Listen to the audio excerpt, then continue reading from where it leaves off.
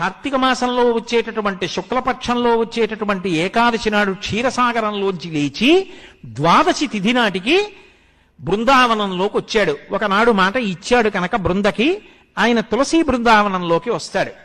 అందుకే ఆ రోజున ఆరాధన, విష్ణు సహస్రనామ స్తోత్ర పారాయణం, దీపాలు పెట్టడం అన్నీ కూడా క్షీరాబ్ది ద్వాదశి అని ఆ తులసి చెట్టు దగ్గర చేస్తారు.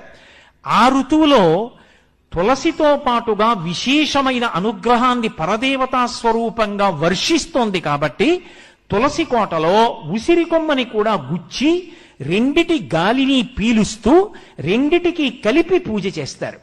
కాబట్టి క్షీరాబ్ది ద్వాదశి, ద్వాదశి దీపాలని ప్రత్యేక.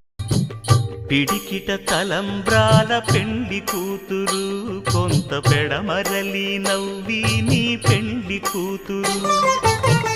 పిడికిట తలంబ్రాల పెండ్లి కూతురు.